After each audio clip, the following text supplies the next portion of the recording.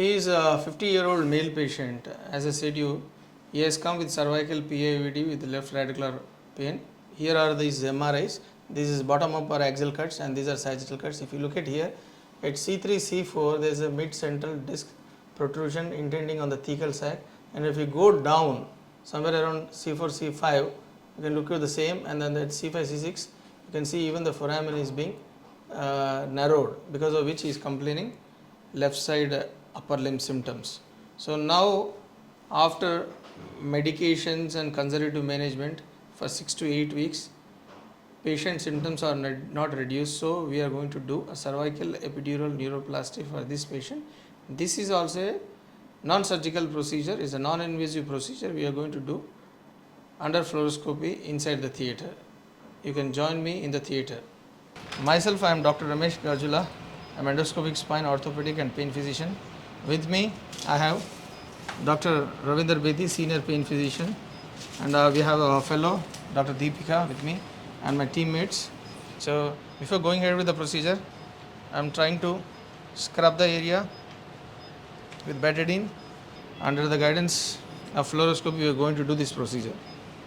Toes needle, we have got a catheter.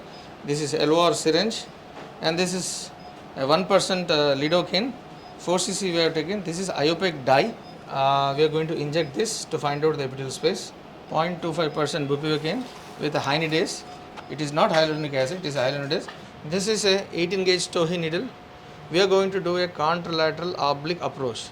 Usually any lumbar epidural you do midline, but since we are addressing at C7 T1, which is a safe area wherein the epidural space is a little wider enough and there is a probability for ligament of flavum.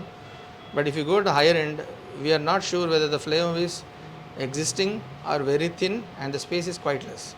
So that's the reason normally any pain physicians or orthopedic surgeons, we do cervical epidural neuroplasty only at D1, D2 or C7, D1 level. And this is a Tohi needle. You are going to introduce with the help of LOR, loss of resistance, to saline or air. And we are not going to do a midline approach because in fluoroscopy, when you take a lateral view, the shoulders may come in our pathway.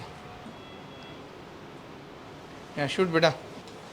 Now we are going to infiltrate exactly either at stop there at thoracic T1, T2 segment or between C7 and T1. This is Zalakin, and I could mark it between C7 and T1, you can see, and that is more particularly on the left side.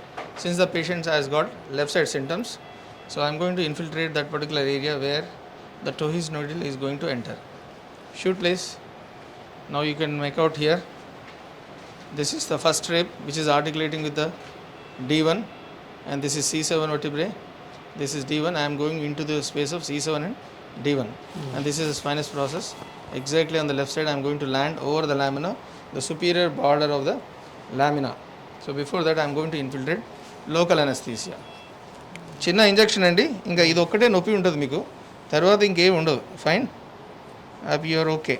Since the neck is almost, it has got a lordosis, so in order to square that particular area, we have tilted the C-arm little towards the cephalad as well as towards my side, because I am doing on the left side. So I want to make out the lamina clearly. I am going to land.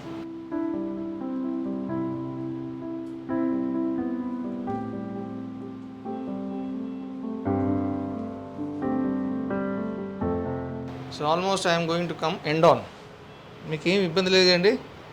Yeah, now you can see I have already landed on the upper border of the lamina. So this is a safe approach. Bone is front, so we are now landed. Now I am going to slip from the lamina. Contralateral oblique please. Contralateral oblique, 45 degrees oblique. Sir, are you okay? These are the old window shadows of the lamina since we have taken a contralateral oblique. Now almost we are landed on the lamina. Now I am going to slip, and there is no hard and fast that it should be only 45 degrees contralateral oblique. Only thing is the obliquity to such that the foramen should be wide open. What I will do is I will use LOR syringe to locate the epidural space. Sir, are you okay? I am moving mm by mm into the epidural space through loss of resistance to air. Yes. So now, in order to confirm, I am going to give, this is a radio opaque dye, which is diluted. 25% is the dye and remaining is a saline. This is the dye. Shoot beta.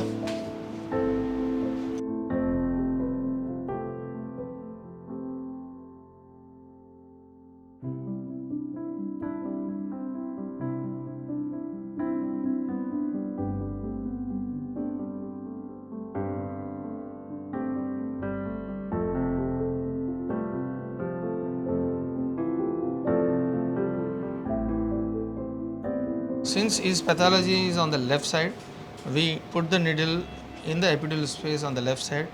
We thread the catheter inside, and since his pathology is high up, and we have thread the catheter higher level. Now we are going to counter check with the dye. Now I am pushing in the dye. So it should be done under continuous fluoro. Oh, yes. So we have located the tip of the catheter in the fluoroscopy, and we have seen that the tip is exactly at the area where he has got the pathology. Now we are trying to push in the drug. This is 0.25% bupivacaine. We have added hyaluronidase 1 in 1500 units. Along with that, little amount of 𝗣𝗔𝗡𝗘𝗣 4 milligrams. Sir, medalo challaga potunda sir? So this is a low dose steroid with bupivacaine and hyaluronidase. So this hyaluronidase, what it does is, it does some amount of adhesive lytic effect. So I am pushing in the drug. So while pushing, since there is no much space in the cervical area, you can ask the patient to turn the head that side and this side. You flex laterally on either sides, so that the drug can come out of the intervertebral foramen and it does not lead to any headache. Almost the procedure is done. This is done under fluoroscopy. Night పడుకునేటప్పుడు మామూలుగా నేను రోజు ఎలా పడుకుంటున్నాను అలా వద్దు, మీరు compulsory బోర్లో పడుకోవద్దు, తల కింద దిండు పెట్టకండి, సర్వైకల్ పిల్లో దొరుకుతుంది. కొన్నాళ్ళు సర్వైకల్ ఇది వాడండి కంపల్సరీ.